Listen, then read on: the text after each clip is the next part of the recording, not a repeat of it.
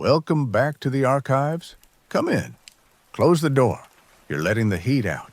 Tonight, the storm is bad, but the stories are worse. I've spent the last few days digging through the international shelf, and I've pulled 3 files that, well, they might make you rethink stepping outside in the dark. We're going to take a trip around the world tonight. We have a frozen child found in the deep woods of Sweden. We have a mutilated spirit that haunts the train stations of Japan. And finally, we're coming home to the American wilderness for something that wears the face of your friends. Pour yourself a drink, lock the deadbolt, and settle in. Let's open the first file. Our first stop is Scandinavia. The year is 1894. Let's go to a small parish in the deep north of Sweden. It was Christmas Eve, the kind of cold that freezes the moisture in your nose the second you step outside. A farmhand named Johann was sitting in the village tavern. He'd had a few too many ales, trying to keep the chill out of his bones. Around midnight, the tavern keeper blew out the lamps. Johann buttoned his heavy wool coat, wrapped his scarf tight, and stepped out into the dark. He had a 3-mile walk through the black forest to get back to his cabin. The snow was already knee-deep. The moon was hidden behind a thick blanket of gray clouds. The only sound was the crunch of his boots and the wind howling through the pine needles. Crunch, crunch, crunch. About halfway home, Johann stopped. He thought he heard something over the wind. He held his breath. He listened.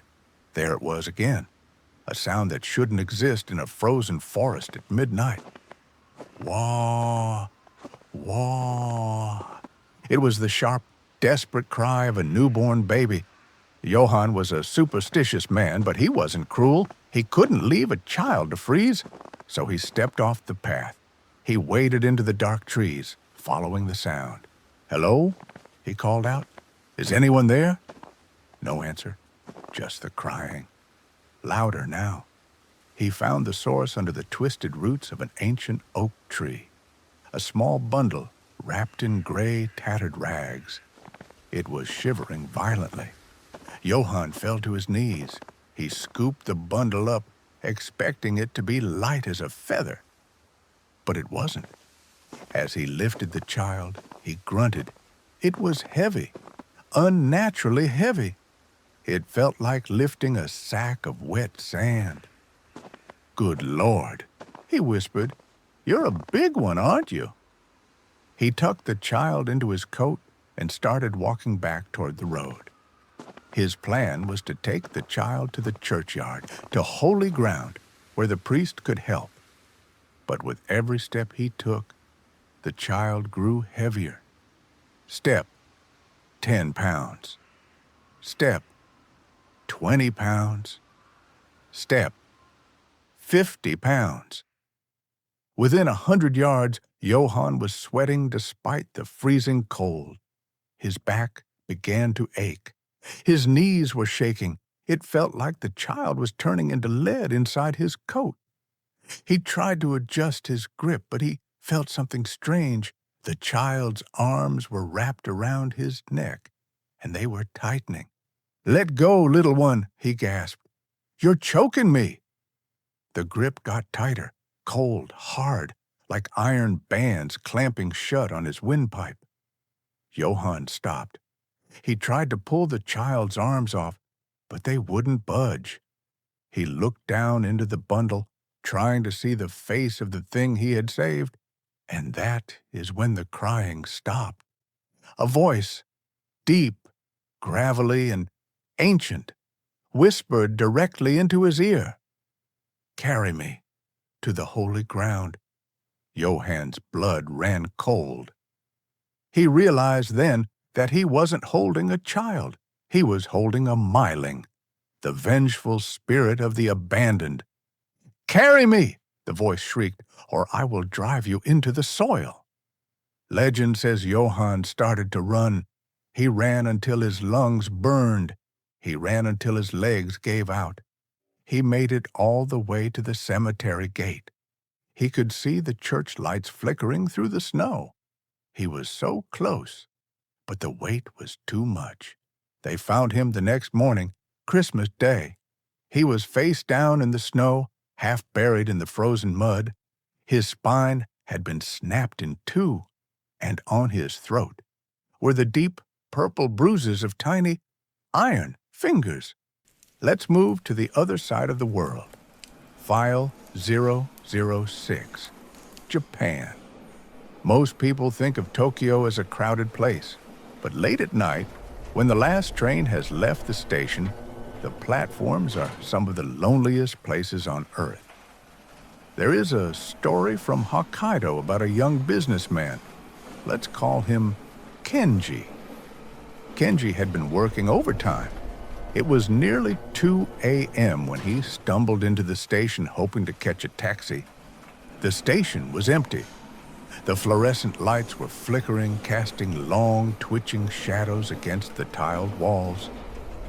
Kenji sat on a bench to rest his eyes. It was dead silent, just the low hum of the vending machines. Then he heard a sound. It was coming from the darkness of the train tunnel. It wasn't footsteps. It was a rhythmic, wet tapping sound. Sharp, fast. Tick, tick, tick. Kenji opened his eyes. He looked down the platform. At the far end, near the tunnel entrance, he saw something moving. It looked like a girl. She was in the shadows, so he couldn't see her clearly, but she seemed short. Maybe she had fallen? "Excuse me," Kenji called out. "Are you hurt? Do you need help?" The figure stopped moving. Then she moved into the light, and Kenji's blood turned to ice. The girl had no legs. She was severed at the waist. She was balancing on her hands and elbows, her spine dangling in the air. She looked up at him. Her eyes were wide, glowing with a terrible manic rage. She smiled, revealing a mouth full of razor-sharp teeth. Kenji stood up, paralyzed by fear. Then she moved. She didn't crawl like a wounded animal. She moved with terrifying speed. She used her elbows to piston herself across the concrete, her body making that sickening sound as she flew toward him. Tick, tick, tick, tick, tick. Kenji turned and ran. He sprinted toward the exit stairs. But the sound was getting closer, faster. Tick, tick, tick. He could hear her breathing right behind his heels. He fumbled for the handrail, risking a glance over his shoulder. She was right there, launching herself into the air, scythe in hand. They say that if you hear that clicking sound at night, do not look back, because the teke-teke doesn't want help. She wants your legs. Finally, we come home to the deep woods of North America, File 007. There is a reason the national parks have so many missing persons cases. There are millions of acres of wilderness where no one can hear you scream. Let's go to the Appalachian Mountains. A hiker named Alex was on a solo trip. He was experienced. He knew the trails. He knew the wildlife. He set up camp in a small clearing miles from the nearest road. He built a fire, ate his dinner, and sat back to watch the stars. It was peaceful. Until about 10 p.m. The woods went silent. The crickets stopped chirping.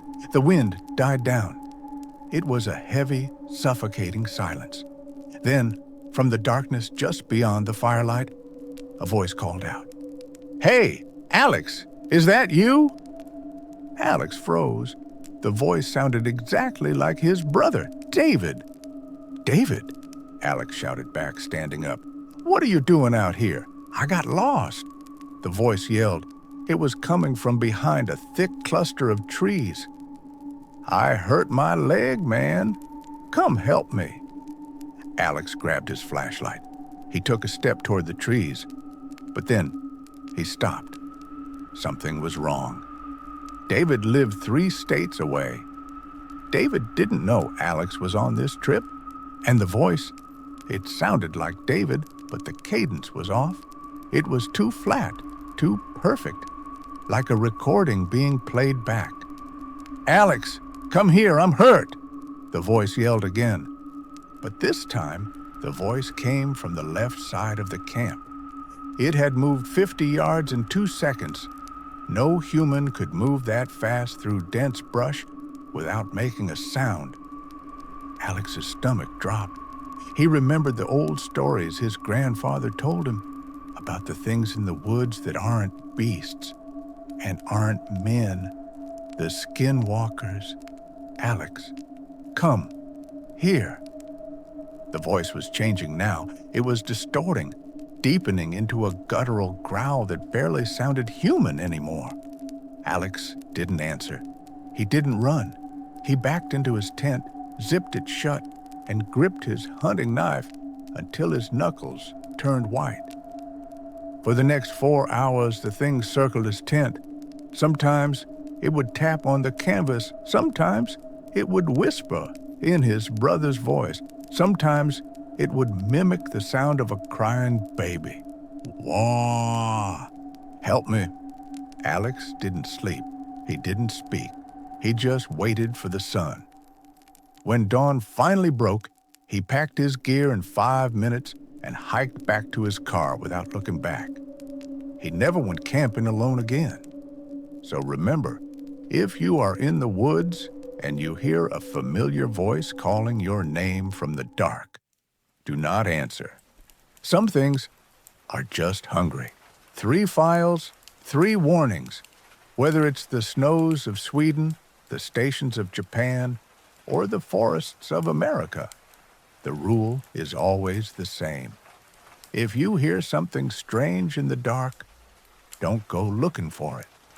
If you have a story from your part of the world, or if you've seen something you can't explain, leave it in the comments below. The archives are always accepting new evidence. I'm Spuds Oxley. Keep the fire burning. I'll see you in the void.